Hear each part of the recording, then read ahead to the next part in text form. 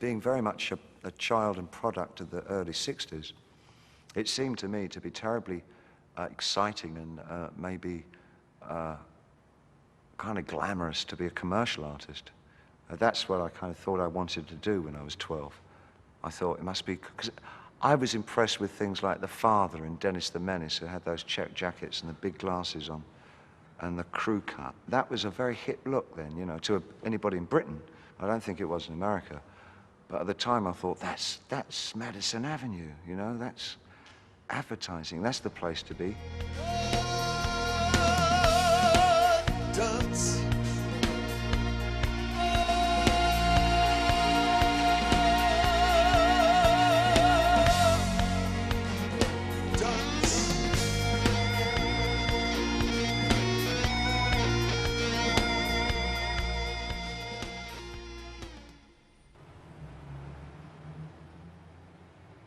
I think the difference that most artists have, the ones that I come across, they tend to think, we tend to think our opinions are a lot more important than other people's in some way. That often we feel as though we have the key to something. I don't think that we do at all. I just think we dwell on it more. We tend to look at the world as some usable substance, more than a non-artist would. I think for many people, just getting through life is enough. That's a big enough task, but let alone having to look at the world and the universe and say, now, if I had my way, you know. Friday last's New York Times. Oh, the first one looks good. His medals questioned, Top Admiral kills himself. That sounds rock and roll, doesn't it?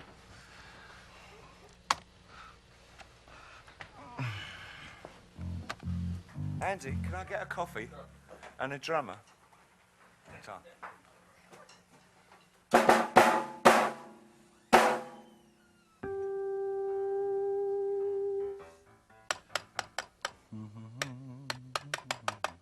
Well, it's a program that I developed with a friend of mine in San Francisco. And it's called the verbicizer. It'll take the sentence and I'll divide it up between the columns. And then when I've got, say, 3 or 4 or 5, sometimes I go as much as 20, 25 different sentences going across here. And then I'll set it to randomize. And it'll take those 20 sentences and cut in between them all the time, picking out, choosing different words from different columns. And from different rows of sentences. So what you end up with is a real kaleidoscope of meanings and topics and nouns and verbs, all sort of slamming into each other.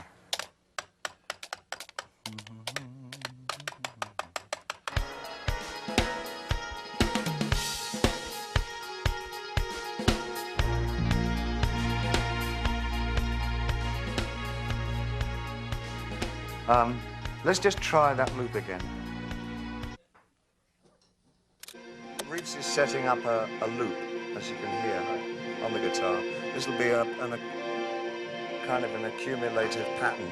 Reeves can then play against that and use it as a basis for improvisation. Save. The choices that I now make from this form,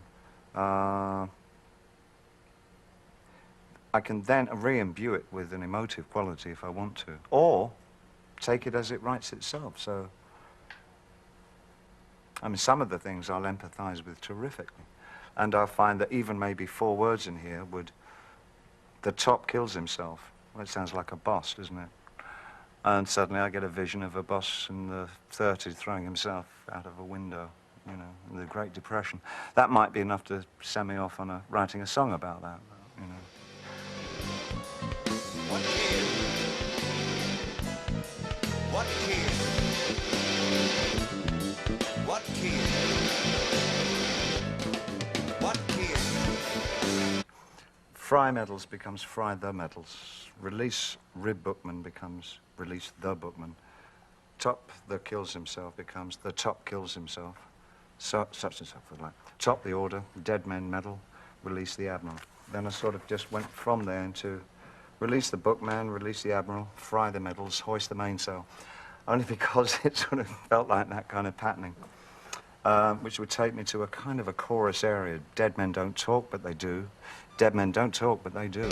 Dead men don't talk. Dead men don't talk. Dead men don't talk, but they do. Tell the truth. It's almost like a technological dream in its own way. It creates the images from a dream state without having to go through the boredom and go to sleep all night. Or get stoned out of your head. And it will give me access to areas that I wouldn't be thinking about otherwise during the day, because it'll prompt feelings and ideas that in the natural course of events I probably would have skirted around or just not been involved in. Light men don't walk. Light men don't walk, but they do. The way that I work, I will either be extraordinarily accepted, or otherwise I reach a point where I've got 7 people listening to what I do. I mean, there's never in between, at least. And it's been like that all my life, you know. People have either really accepted what I do, or they absolutely sort of push it away from them. And I guess I've gotten used to that, and that's kind of, I guess that's what I am, you know. Sometimes I'm useful currency, and other times I'm not. Right, take it down. Right, but come to an end. 1, 2, 3, 4, out. Oh, Lord, that's so... I honestly can't say there's been one person, or one set of values, or one artistic movement. I think all my life, I've been so eclectic all my life. I've been admiring of so many different people and so many different things that they've done, that it almost feel that I feel that I owe so many, you know, people for the way that I think and do things. I guess anybody who's had the integrity to kind of always work outside of the system has always appealed to me. Tony? Do you want to have a go at something? I must say that I really like working with other people. I think it's about the work. I think I just like the company. Analysis? Is that company, Dave? Yeah, it's fantastic. I can tend to get quite negative when I get too into my own thing. You know, I'm not, it's, as the saying goes, it's when I'm just in my own mind, it's a dangerous neighborhood. Hello, hello, hello. It's your lucky day. Yes. And more that I get involved in things, I find it's the process that I enjoy more than anything else. I thought about all the inconsistencies in the way that I've lived, you know. Thought about the body of my work. I thought about my body. Thought about how I hadn't thought about my body for a long time. And I felt sort of almost moved away from myself in a way. Let's have a look at him. I guess it's all about communication in some ways. How do you communicate those deepermost feelings that are probably fairly hard to articulate? Or something like that, or at least I think it does. Well, I suppose since I stopped doing drugs and drinking, I think probably I really prize getting up early in the morning, which is something that happens. I now find, for years now, I've gotten up regularly at 6 in the morning. It doesn't matter what time I go to bed, I still get up, which is not a great thing, actually, when I'm rehearsing, because you rehearse pretty late. But I still get up at 6. I enjoy the fact of seeing the light come up with me, and then utilizing the daylight and what it brings, and the kind of message that it brings. It's a different message from when you're living in twilight hours, and things get very symbolic representationally. If you live through the twilight hours and the early hours of the morning, there's a shadow to your life all the time. Psychologically, you're in the dark as well as physically in the dark. And it's something that I find very uplifting and optimistic and creative about working and being very much in the daylight. If I found myself in some kind of cul-de-sac in the music, I'd break down the problem by actually painting it. I'd try and visualize what the problem was, that the sense of these textures were grating against each other in a way that wasn't admirable. And I'd try and visualize those textures and paint them and then find out what was wrong. And then when I'd solve that problem, I'd take it back into the studio. I've never really compartmentalized things. Everything for me is just this flux of doing stuff. Some of it's music and some of it's visual. And the two have always been very entwined.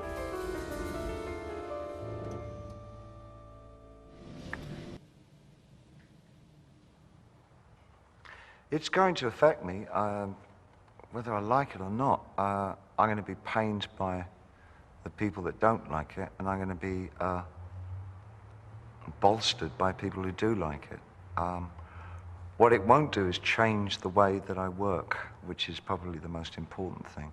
But whatever I hear, and people will insist on sending me any criticism, I'll get over it fairly quickly. I'm not thick-skinned. But I'm not thin-skinned either. But I've gotten used to the fact that you just can't please all the people all the time. And I've got no great desire to be loved in a major way by faceless, anonymous crowds. It doesn't really, it's not part of something that I want. What happens if you make it overly big? If the face is too big for the block? Yeah. I judge something that when I can't see my own hand in what I'm listening to or looking at, then I feel that it's in a state that I couldn't distance myself anymore from it. Let's just see. Oh, that's wonderful. What, one on top of the other? Yeah. If I can see or feel my own hand, my own workings within it, then it's still too close to me, and I've got to move it even further away so that it becomes something other than myself. It's almost like these two work well. Mm-hmm. And these two work well, maybe. Mm-hmm.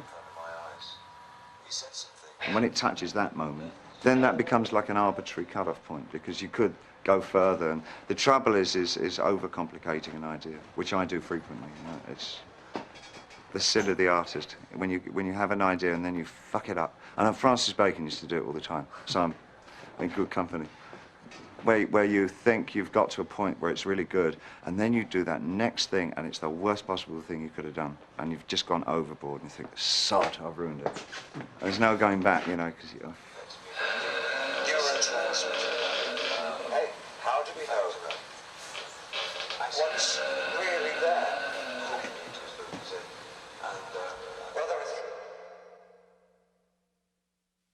Compliment and insult, nothing. Yes, never play to the gallery. I think, but you never learn that until much later on, I think. But never work for other people at what you do. Always remember that the reason that you initially started working was that there was something inside yourself that you felt that if you could manifest it in some way, you would understand more about yourself and how you coexist with the rest of society. And I think it's terribly dangerous for an artist to fulfill other people's expectations. I think they generally produce their worst work when they do that. And the other thing I would say is that if you feel safe in the area that you're working in, you're not working in the right area. Always go a little further into the water than you feel you're capable of being in. Go a little bit out of your depth. And when you don't feel that your feet are quite touching the bottom, you're just about in the right place to do something exciting.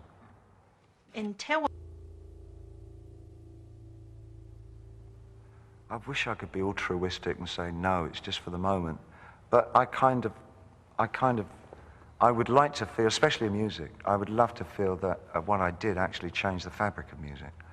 And I think I've been very fortunate that I've actually seen it happen within my lifetime. I mean, I've seen music, modern music, change so dramatically over the last 25 years. And I've got a fairly shrewd idea of how much, say, myself and Brian Eno had to do with changing aspects of it, you know. and I'm sure many people from my generation, because it's such a fast event horizon in popular music. Many of us have been able to see the changes that we've made, from the Stones to name anybody you would want to, really. And so that's pretty satisfying, you know, because we've seen it happen.